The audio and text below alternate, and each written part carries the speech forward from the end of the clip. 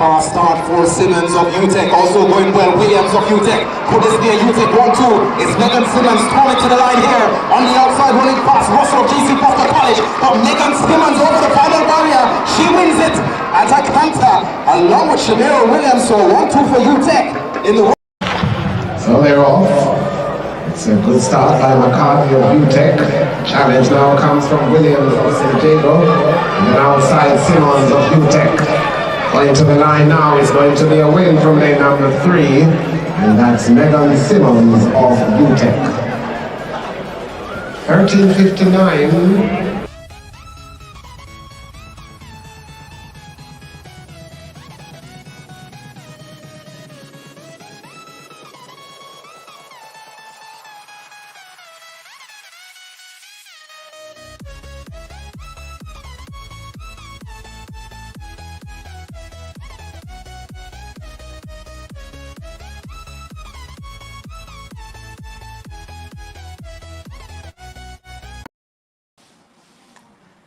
Good evening and welcome to Let's Talk Tokyo. My name is Mathue Tapper and I'm your host. This is episode 2, and today I have the pleasure of interviewing the lovely Megan Tapper. She is our 2021 national champion at 100-meter hurdles. Megan, welcome to the show.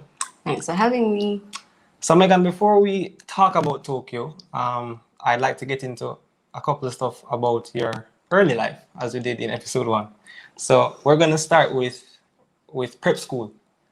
So I read that you attended Meadowbrook Prep School before attending Covenant Prep School. Is that so? Yes. So when did you attend Meadowbrook Prep? I don't remember. I think I left in 1999. 99, okay. Yeah. And she's born in 94, so she'd have been about 5. Yeah. And following that, you went on to Covenant. Now, Christian Academy and Children's Center. Correct. Now, did you do any sports at Covenant? Yes, I did track and field. And was that your only sport?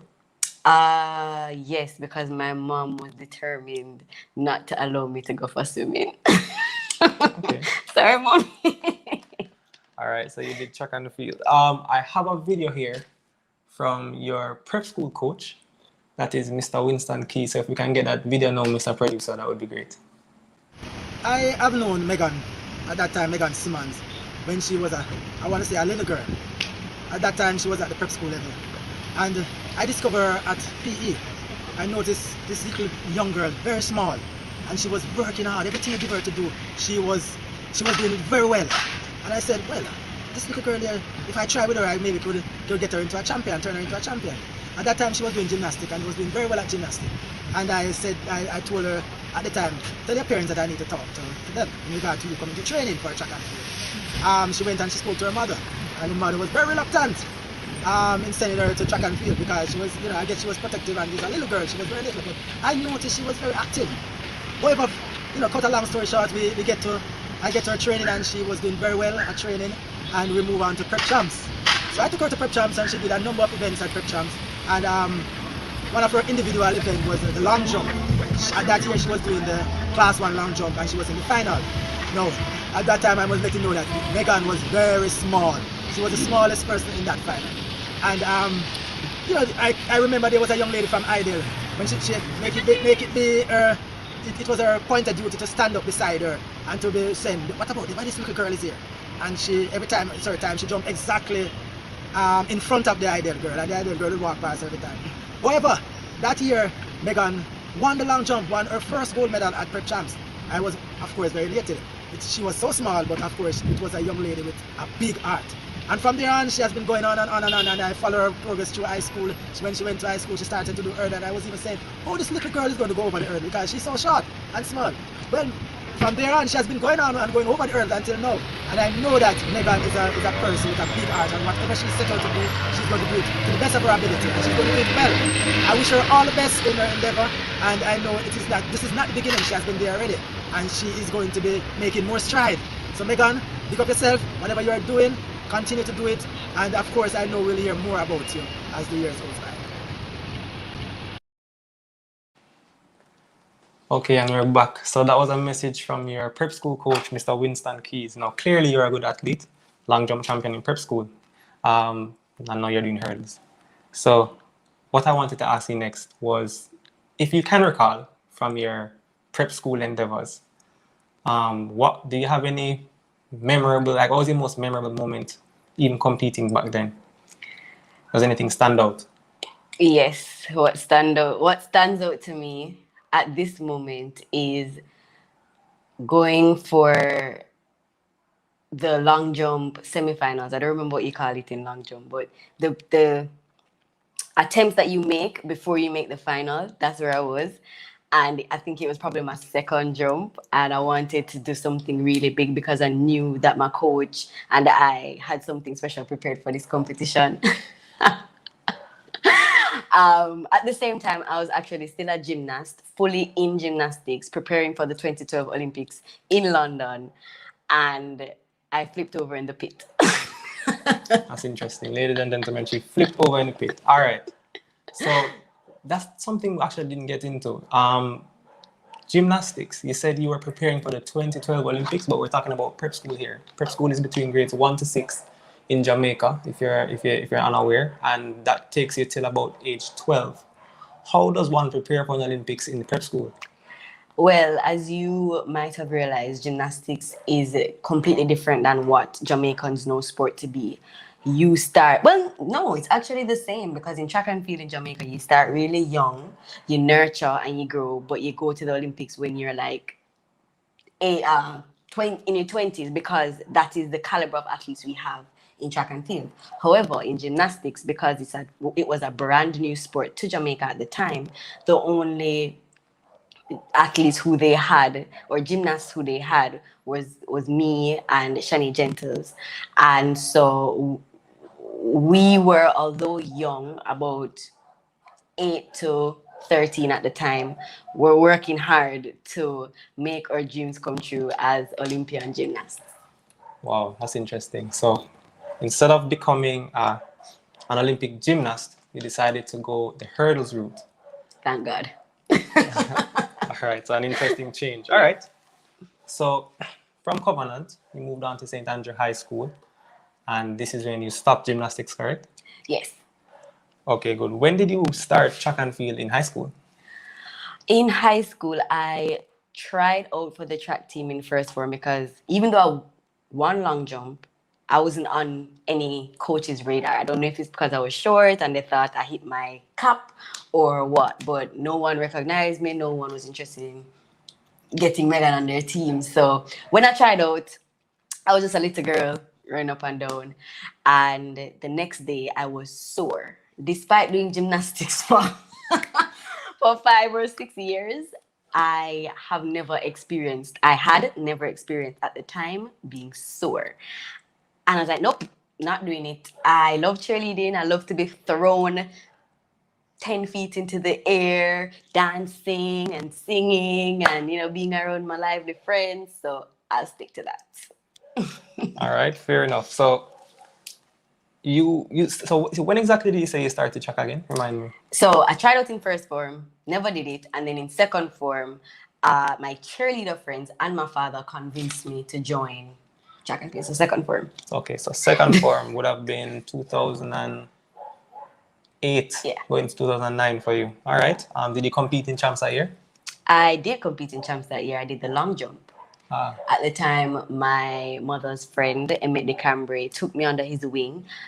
Olympian took me under his wing, gave me some CDs, some videos about long jump, and encouraged me and gave me all the knowledge that he had to give at the time to do my best in the long jump. Despite all of that, I didn't make it to the final, but I was grateful I was at champs. So how was that champs experience for you? Second form, first champs, the big stage. At this point, the stadium, I'm sure, is filled with people, or was it not? Not your experience? No, it was early in champs, and like the vibes and everything don't come to like Friday evening. That's true. So I didn't have the vibes because it wasn't a final. It was the prelims.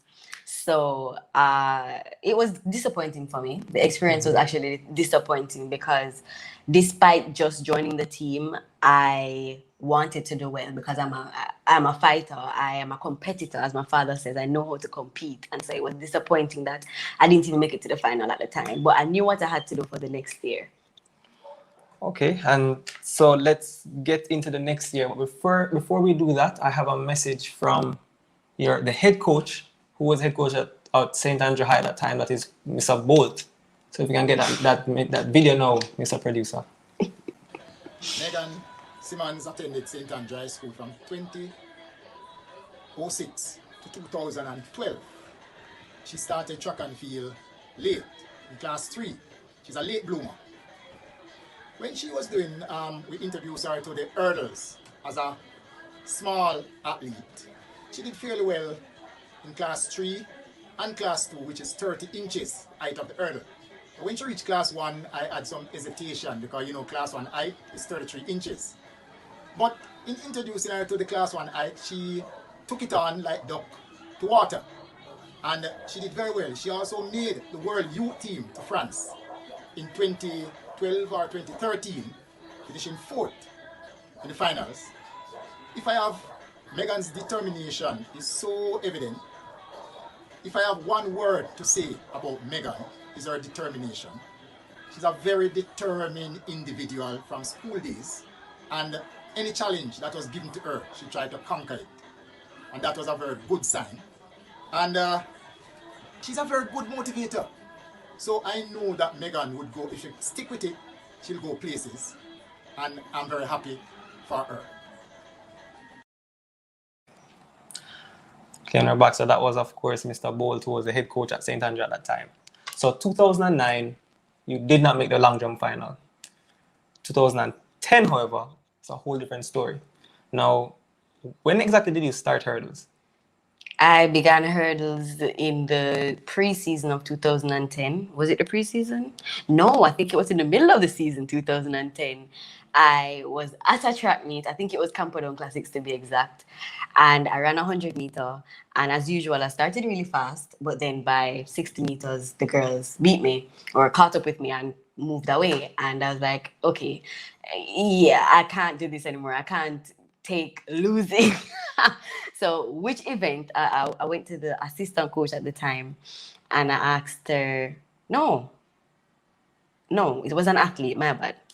I asked her, what event can I use to maximize my strengths? Like, my strength is a start. I have good technique. Like, I can learn techniques pretty easily because I used to dance and do gymnastics. Pole vault, obviously, wasn't an option. So the other option would be hurdles. So I was like, okay, I want to try. And I think it was the Monday after, I asked the captain of my team to go to my coach for me because, yes, Mr. Bolt, I was scared of you, as we all were. And she went to him and asked for me, and he's like, yeah, man, go on. And the rest is history. Okay, so you started hurdling in 2010. Mm-hmm. And at that time, you were working with a coach, Mr. Damian Forbes. I don't think Mr. Forbes was there yet. I was working with Mr. Davey. At that time? Yes, who is known for his Manchester victories with Mr. Bolt. So yeah, Okay. We've got history there. So I do in fact have a video though with Mr. Damian Forbes, who says otherwise. Can you get that video now, Mr. I started to work at St. Andrews High School in the season of 2009-2010, here in which I saw Megan. She was very determined. She was devoted and committed in every aspect of her training. And also she always seeking for information, here in which I facilitate her. Through my tenure there, the season prevailed where we had our first trials. This was the Carthage Trials under 18, and 2010, and she went there with the determination of just winning. And I saw how remarkable that was for her when she did it, because she executed very well throughout that period of trials. We went on to the Boys and Girls Championship in 2010, here in which she came 7th. But you know, she never made that bother her. She moved on. She just clicked it and said, all right, on to the next. And on to the next it was. She ended up went to the Carthage Trials the month after, year in which she also got a gold medal. And she continued her path of success each and every time that she get the platform. And she always roar. I always tell her, so she's a lion to me, because that's how I see her. She's a small person, but she makes statements, and her statements is what she's doing each and every day. And I commend her on every success that she's been having, and I'm proud of her. And I just wanted to let you know that the journey continue, my girl. All right, my respect. Okay, that was Mr. Damian Forbes, the one who Megan says is the most instrumental, who was the most instrumental at the time, particularly as it relates to motivating her to the successes that she did end up achieving that same year. So 2010, you start hurdles and you finish 7th at Champs. A month later is the Carthage Trials. Carthage Games. Carthage Games was before Carthage. Carthage Trials was before Champs, and Champs was before Carthage Games. Okay, and you ended up winning the Carthage Games that year. So 7th at Champs, winning Carthage. How do you do that? Okay, so first of all, I want to say thank you, Mr. Forbes. Thank you for believing in me. I still remember that conversation we had under the tree at Andrews, where I told you my dreams of becoming a Champs gold medalist, and he didn't laugh at me. He didn't tell me it was impossible. You said, let's do it. And that just changed everything for me. And for that, I am eternally grateful. From 7th at Champs to Carthage. Champs is like US trials. And Carthage is like World Champs or Olympics. You have the top people across the Caribbean competing, but at the end of the day, the caliber of athletes that you have in Jamaica is just astronomical, you know? So 7th at Champs can definitely equate to a medal at Carthage. Okay, so going a little bit further that year, you also won the CAC Games, and you made your first national junior team, well, youth team, finishing 4th in Lille, I believe. No, it was in 2010. I went to the Youth Olympic Games. Youth Olympics, right? In Singapore under Coach David Riley, where I ran my first 150 on Chevron. Woo! I was dead for the day. That's interesting. So you just start hurdling, and then boom, you're a big success. Following year is Champs again. But let me come back a little bit, because I remember you telling me a story some time ago about your first time in front of the big crowd at Champs. Was that 2010? Is that something you want to talk about? It was not 2009. It was 2010 or 2011. It was 2011, because I met you in 2011. Oh, okay. All right, so... What's the story, Mr. Taffel? Because you're the one that brought it up. I'm not sure. I'm in the interview. So, Champs 2011, you won gold. No, I won silver. Sir, you need to get your facts straight. Okay, well. Yes, World Athletics. So you won silver at Champs 2011. Yes, by 0.0001. I was devastated. I was heartbroken. I've never been so upset in my life. Just thinking about it now brings back so many emotions. Yeah. But before that, I think the story that you were alluding to is coming second to last in the 100 meters in front of my... Oh, no, that wasn't the story. Oh, that's why you should say the story. So I know the story. I'm not sure what she's talking about, ladies and gentlemen. All right, so Champs 2011, second. And that is the year you went to Lille. The World Youth Games, finishing 6th. Now, you had the experience of the Youth Olympics before that, so this was your second time on the big stage. How much of a difference do you think the year before made for you? And by that, I mean, did the Youth Olympics help you at the World Youth Games the following year? Oh, absolutely not. I completely forgot about... Oh, it was No, it wasn't higher hurdles. It was still the low hurdles. Mm-hmm. I completely forgot about what I did the year before, and I didn't trust in my strength at the time, and I made a complete mess, in my opinion, of my race in Lille. In addition to the fact that we, between the heat and the finals, we were told to rest, and someone woke us up out of deep sleep to tell us that our race was marshalling. So we didn't get to warm up. It was cold, and we went straight to the marshalling area. So, and on the way to the marshalling area, I vomited because at the time that's how my body dealt with nerves. So it was just a whole fun. It was crazy, but thinking back, I give thanks and I'm grateful for the experiences and the opportunities. All right. So you finish out your high school, I want to say, period time career. The following year, finishing fourth at champs. Now, I can't imagine that's how you'd have wanted to end it all. How you'd have had wanted to end it all, but nevertheless, the following year you were at Utech. Now, did you have many offers coming out of high school? I had very scanty offers. What does that mean? I had about three, but one I think was not fully on the table. It was like, oh, somebody knows somebody, so maybe, and that was more about academics. I think it was Harvard at the time. I had the opportunity to go there through a coach that was coaching there. Let me stop you a second. Harvard. Yeah. Your grades must have been good. I mean, I wasn't a scholar or anything, but that wasn't bad. All right, so track star and star in the books as well. That's impressive, Megan. All right, so you say your offers were scanty. Yes. And you opted to go with Utech. Why? Utech at the time was the best offer. I mean, my goal was and still continues to be an Olympic medal. And I knew that out of the offer that I had, MVP would be the most likely team to get me there. Utech MVP would have been the most likely team.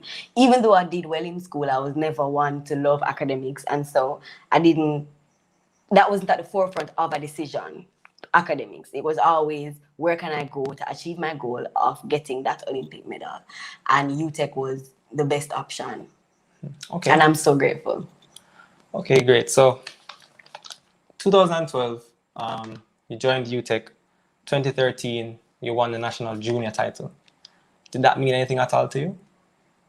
Yes, it did. Because the year before, Christelle McCarthy, I love you to death, but in 2011 or 12, I think it's 2012, ooh, you were a pain in my side. It was every race, I would get out to the 8th hurdle and Christelle would pass me to the line. It was gut-wrenching. I have many gut-wrenching experiences.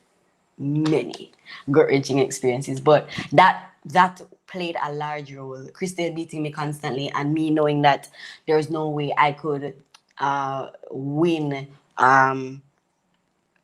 There's no way, but my chances of winning would have been much higher me going to Utech than staying at Andrews. And so I was like, nah, I need to go. I need to get faster. I need to, be on the professional gold medal guidance coach of Bridget Foster Hilton, Shelley and Fraser Price. Yes, and that's where I need to be. And that's where I went. And yeah.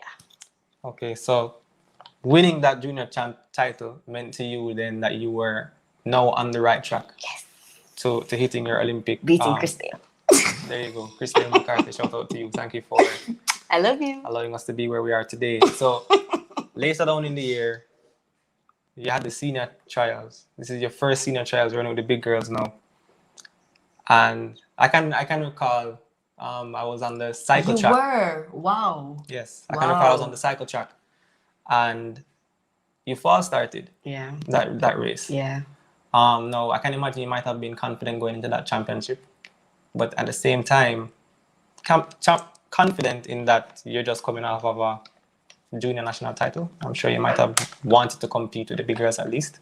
Yeah, I definitely wanted to compete with the big girls and see where I could hold my own and especially run a personal best. That's really what I was looking forward to.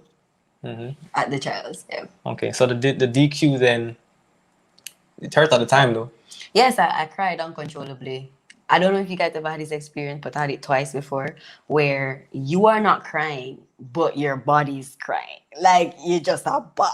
And it's like you can talk through the tears, but like you're fine, but you're just crying. So that's what was happening to me at that time. It wasn't devastating like a lot of my other experiences, but it was unfortunate.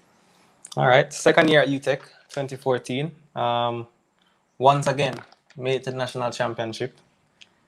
You were, I think you had a season best at the time of 13:08, which in that year was a good year. It was a good time. I remember Monique Morgan ended up winning the national title that year. I believe she ran something like 12:09. Not a very fast time, but 13:08 in the season definitely puts you in a place to have challenge. You looked really, really good in the first round. In the final, you hit the first hurdle. Finished last. Now, you had a chance to make the Commonwealth team. Do you even remember that experience? I do remember that experience, but I don't remember hitting the hurdle. I just remember hitting the last hurdle and limping across the line in 2014. So 2013, you disqualified. 2014, hit the first hurdle and the last hurdle, And finishing last. that, yeah. Wow, growth experiences. So, that year though, you were fortunate enough to have traveled to Europe to compete with MVP. Yes. What was that experience like? It was amazing. I'm so grateful that I had the opportunity. I went to quite a bit of meets, and I really enjoyed myself. And the experiences were definitely one to take home and be happy about. Okay, so that year you finished the season, finishing second at the NACAC Games in Canada, in Kamloops. Oh, yeah. So you ended with some silverware that year. 2000. And we got another medal in the 4x1. Right. With Rochelle Clayton. For hurdler. So we have Rochelle Clayton and Megan Simmons. And Christine McCarthy and Kelly that used to go to Utech. I used to go to Utech. Janelle Kelly. Shout out to you, Kelly. All right, so 2013, 2014, now we're at 2015. Great year for you. You got the collegiate record at that time, 12:91. That was your first time running 12 seconds. I remember that experience as well. Like I wasn't at the meet. But how did that feel? You weren't at the meet. I wasn't at the meet. How did that feel? I can recall you telling me that you were outside peeking through the gate. No, I definitely missed that one. I was late trying to make it, but I didn't. I heard the results in the car. So yeah, 12:91. First time. Well, give her some time, ladies and gentlemen. Ready? 12:91. First time below 13 seconds. You must have felt like you made it at that point. Made it as in... Made it into the big leagues. You're a 12 athlete now. No? It was more about just breaking through that particular barrier. It's not about making it anywhere. You know, 13 is seen like a barrier between you being competitive and you not being competitive. And so breaking through that 12 barrier, not just running 12:99, but 12:91 that was amazing. That was an amazing experience because I actually knew that I was going to do it that day. I recall telling someone that day that I was going to break it. Yeah. I can recall also someone wanting to make it there, but he couldn't. Because he was late. There we go. So later in that year, of course, you were, as I said, having a great season. And we are back at championships again. Now, remember, 2013, disqualified. 2014, hit the first hurdle and the last hurdle. 2015, you're in the heats. You're looking really, really good. She was leading Shermaine Williams to the line, and you hit the second to last hurdle. Hit the second to last hurdle. Tried to jump over the last one, and you ended up crawling through the line. What was going through your head? Run through the line, don't give up. You probably make it same way. Okay, so That's literally, yeah. yeah, and so you didn't. No, I didn't make it. That year, you were supposed to have also competed at the University Games, and of course, you missed your first real chance at a senior team, which was Beijing. In that year, the ankle injury, you pretty much had to go to a. What happened after that race? Well, the night after the race, I could walk.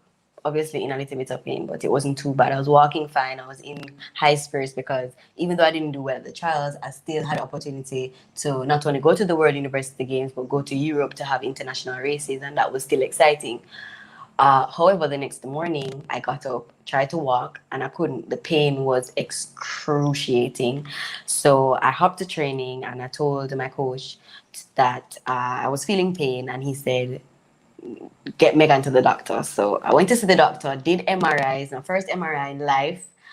And while packing the night before, for example, I was supposed to leave Friday morning. I was supposed to be at the airport Friday morning at 1 a.m. Thursday night at 12 p.m. This is when I'm supposed to be, 12 a.m. This is when I'm supposed to be getting ready to go to the airport. I get a call from my coach to say that I tore a ligament in my ankle and bruised the bone. And as a result, flying and attending meets is not in the schedule for me for the next couple months because I can't walk, I can't run, I need to heal. So you go from being content that you'll still be able to travel and compete to, sorry.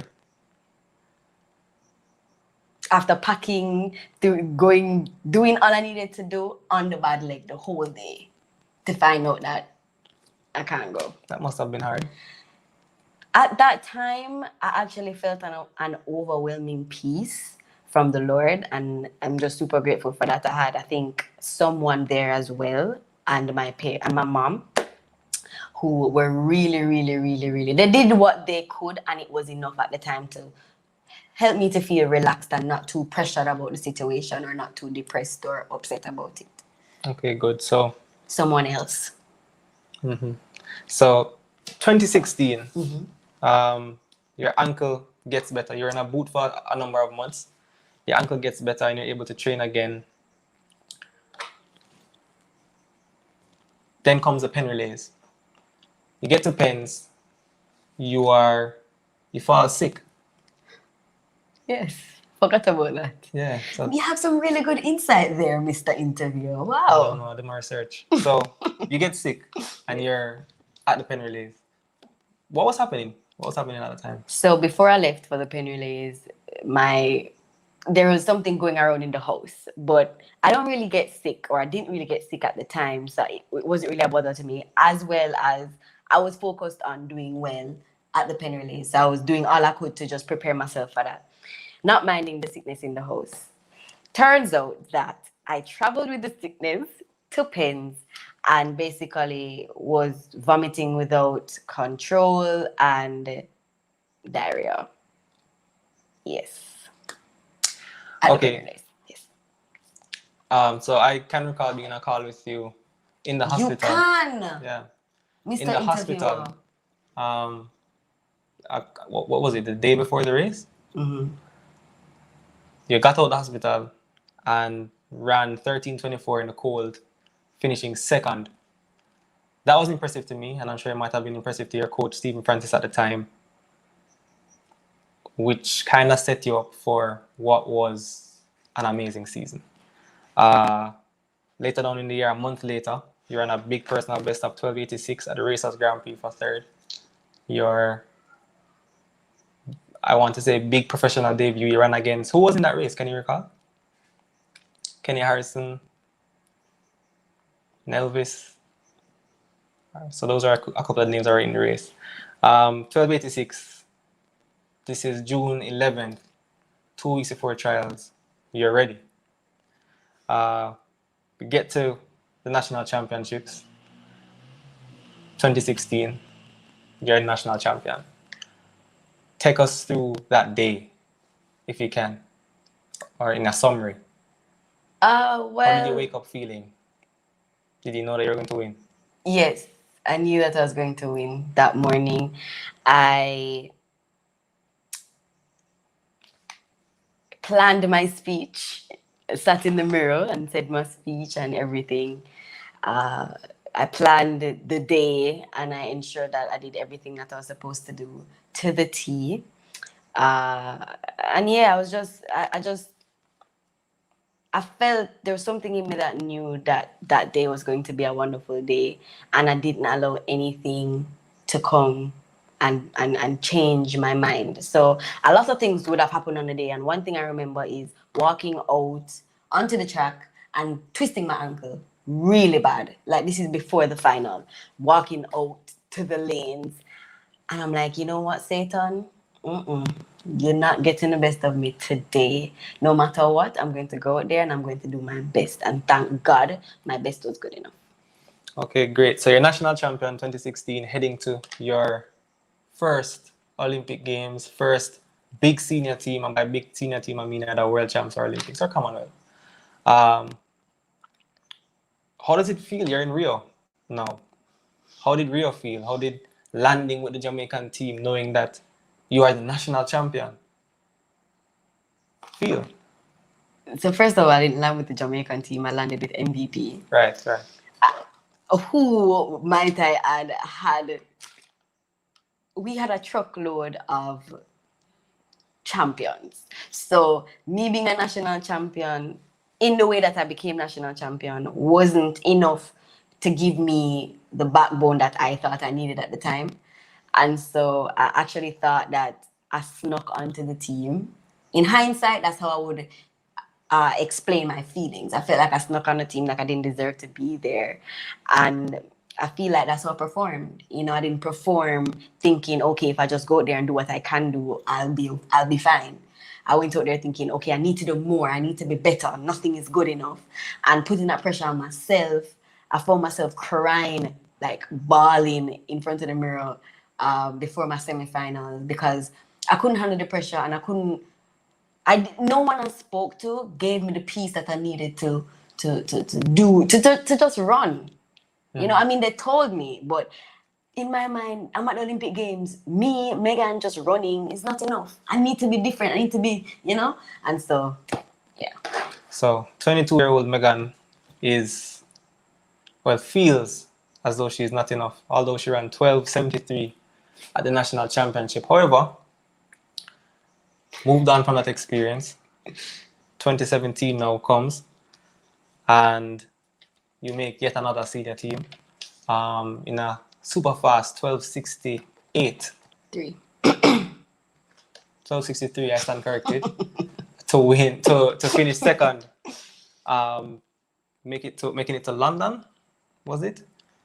Once again, you made it to the semi-final, didn't get through to the final. Another learning experience. Moving on, 2018, Commonwealth Games. That was a tough year for you. It was I mean, I've always had tough years. Like, tough years is the definition of my athletic career so far. But yeah, it was just another learning experience, another learning curve. I wasn't doing well in training. My body was not giving me what it needed to give me.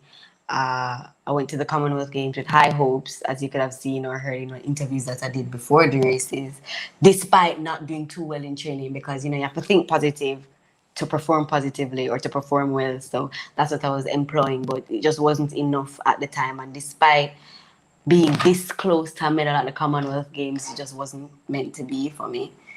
Yeah. So it's another part of your story then. All right, so we're building here, and now we're at 2019. 2019 comes around. As usual, you're doing your thing. Nobody is looking too tough. I want to say at Megan Simmons still at this time, or was it now Megan Tapper? No, Megan Tapper. Mm-hmm. Right, my namesake. You run. I don't think that's how it goes. Right, and you run 12:6, personal best again at the national championship. Sir, there was no final. Right. My apologies, my notes here got a bit mixed up. I'm sorry, guys. Big up Mathue and Megan from Simone Forbes. Thank you, Simone Forbes. All right, so commotion that year. In fact, at the national championship, there was a whole situation where there was a loud sound in the stadium, if you guys can recall what happened there. What was that like for you, going through that whole uncertainty period of whether I'm going to be on the team or not? It was scary, to be honest, because I had no one had any clue of what was going to happen.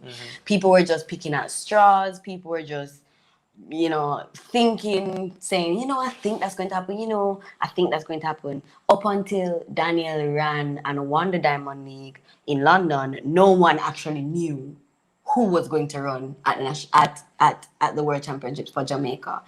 I was just lucky enough to be on a team that allowed me to race, and thank God I was in the right form and in the right mindset, thanks to Dr. Wesley Morris and Dr. Greg Harton for helping me to get into the right frame of mind to do what I had to do to make that team in the most unconventional way.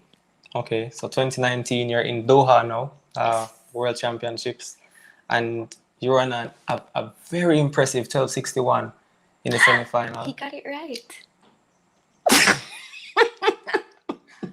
And a very impressive 12:61 personal best in the semi-final. Kenny Harrison, the world record holder, just edging you out of the line at that time.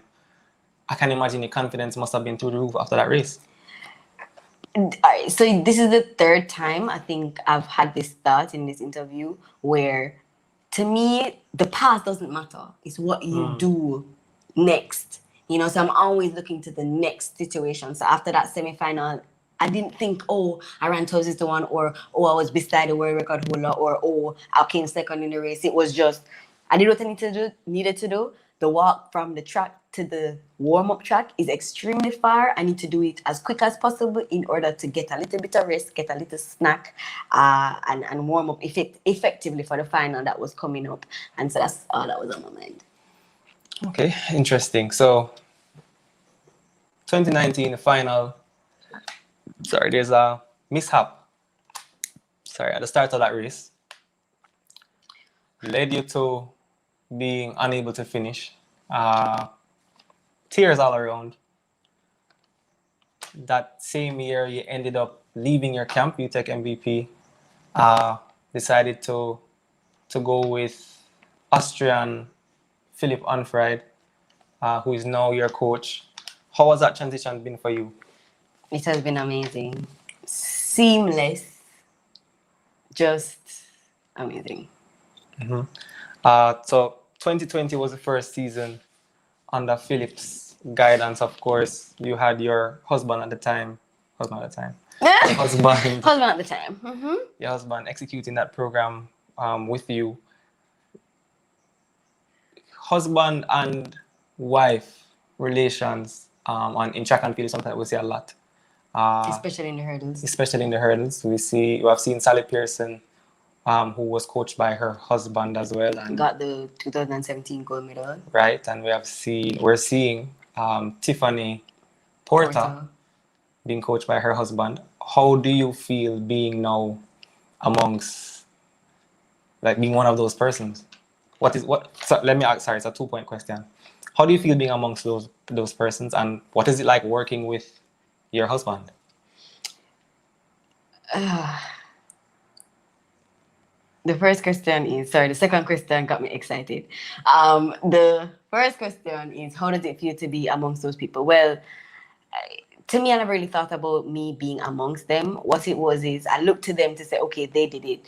My husband is very knowledgeable, and I know that if there is any discrepancies between my husband and I on our training day, we can always call my actual coach, who is Philip, to say, Philip, this is the situation, this is what's happening, who is right, and he will, quell whatever it generally is. side with Mathue. So 2021 now, this year. No, I never answered the second question. Oh, sorry, my bad.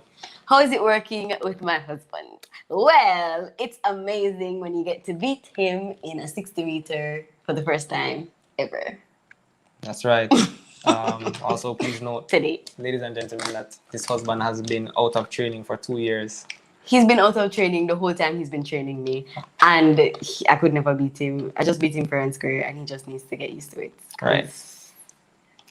So 2021 comes around, and you're the national champion.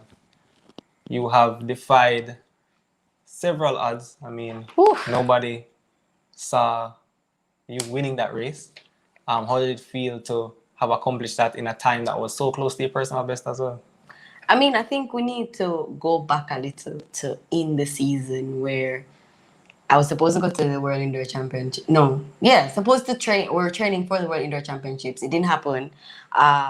Still because of COVID. Still heading to Europe. The plan is still to head to Europe to get in some indoor races. I get injured the week before. I'm supposed to leave Wednesday and I get injured the Friday. Yeah, the Friday Before. And I really don't get injured to the point like on a specific day. It usually builds up for me. So that surprise injury was really, we took it really hard as a team. But because I have the best team, like I really do have some top tier people working with, we're able to work around it and still push through,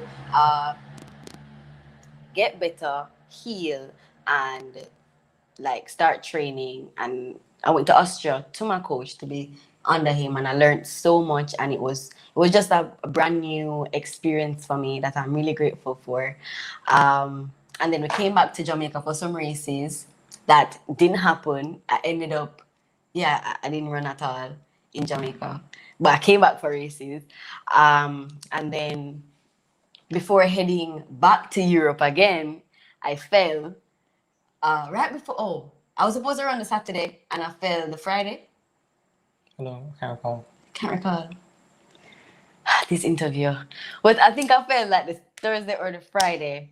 Really, really hurting myself really badly, injuring my shoulder. That's still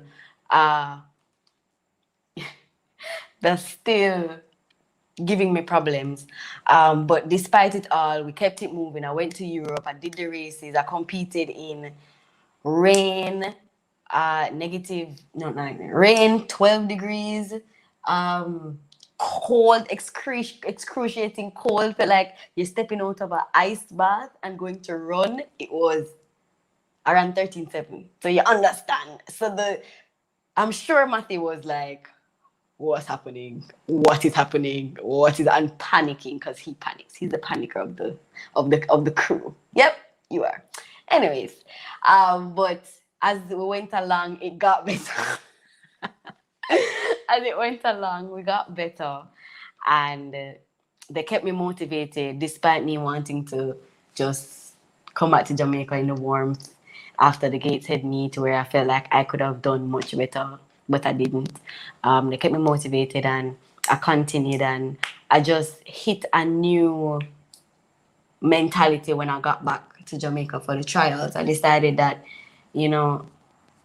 this is something that I wanted really badly, and I was going to do absolutely whatever I could do with the help of God to achieve it. So now we're... You talk too much? No, man. Not too much. So now we're back to present day. So now let's talk Tokyo. At this time, I'd like to throw to the commentators or the people who are watching can send any questions at this time, and I will try to read as best as possible. The producer will post them on the screen and I'll read, and hopefully we can get some answers. Until we get those questions though, how are you feeling heading into the games? The same mentality I had before trials, doing whatever it is in my humanly, physically, body, possibly spiritually, emotionally. Every alley. And praying to God to fill in the gaps where I fall short. Mm-hmm. Okay, so of course this Olympics has been one that has so much surrounding it. Just recently heard that there will be no fans as a result of the state of emergency in Japan. Of course, accreditation is limited as well. How do you feel going into a place where the situation is kind of is the way it is? I'm a planner, so I've started to plan. So I've questioned who I needed to question, found out what I've needed to find out, to research what needs to be researched, and I have created a plan that, obviously can change, because with every day, every hour regarding COVID, things change. It can change, but we're just planning and ensuring that we hit all those marks that need to be hit. So Oh, what about first question from Bree Lissa? The question is coming from Facebook. The question is, Megan, why track and field over cheerleading or gymnastics? Gymnastics was gruesome. Gruesome. I still think it is one of the hardest sports in the world. I just hated gymnastics. To be honest with you, I really, really, really, really hated gymnastics. So that's why I didn't do gymnastics. The second one, cheerleading. It was after a cheerleading competition. I was actually a part of the Jamaican cheerleading team that performed at the cheerleading competition at the time, and I did really well and everything, and I was excited because yes, cheerleading is now my thing. I'm on the Jamaica team. I'm on the highest pinnacle that you can be in cheerleading in Jamaica. It's just time for international, wherever you can go cheerleading. And my daddy, after the competition, sat me down and he said, look, this is not going to work. This is not going to work. You need to make money. And as far as I can see, there's no money in cheerleading. Fair enough. We had a question previously from Coach's Desk. It asked, there has been no races for you since trials. How are you feeling about sharpness going into the Tokyo Olympics? Oh, and also Peter Green asking the same thing. Is there a reason why you have not competed since trials? Is there a reason I haven't competed since trials, Coach?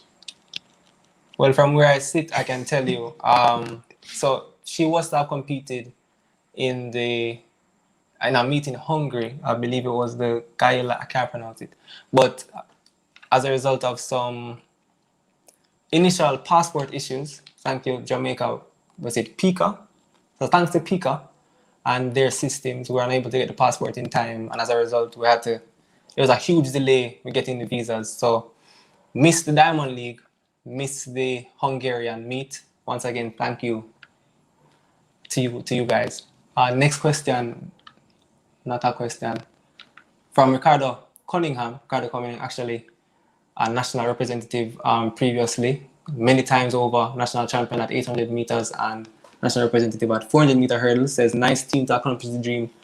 Silently cheering you on. Want to know that. Thanks, Thank you, Connie. Connie. All right, so heading into Tokyo, you said that you are planning and getting ready. Another question here from O'Shea Hudson, 2016 was simply magical, seeing you winning that final at national trials. Thank you. Thank you, O'Shea Hudson, on behalf of the team. I like Tapper. She's short and cute. Jason Parkinson, I think so too, Jason. All right. So we're pretty much at the end. Thank you, Jason. Guys, thank you so much for the comments that are coming in. We're pretty much at the end of our interview now.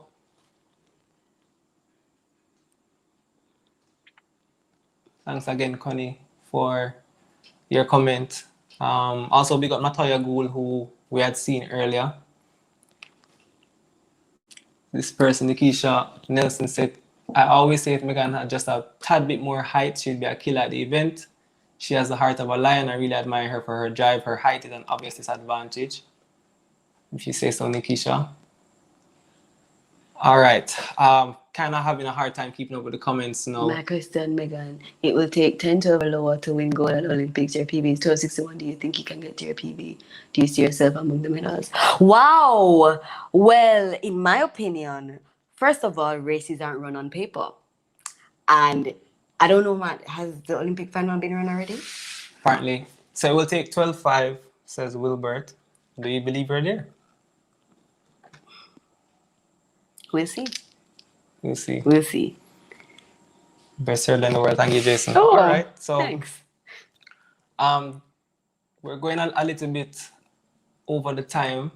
Sorry, Anthony. That is our producer and the man who running. Thank you. The show. Anthony Foster. But I'm sure I'd like to take this time now on behalf of all of our viewers and the Jamaicans watching and listening and tuning in to just wish you all the best in Tokyo. She will be racing on Sunday in Los Angeles. So that should kind of help with the preparations as well. But good luck in Tokyo, and may the Lord be with you now and forevermore. So from Let's Talk Tokyo, I'm your host Mathue Tapper again with Megan Tapper, wishing you a pleasant good evening. Yeah, see you soon. Support the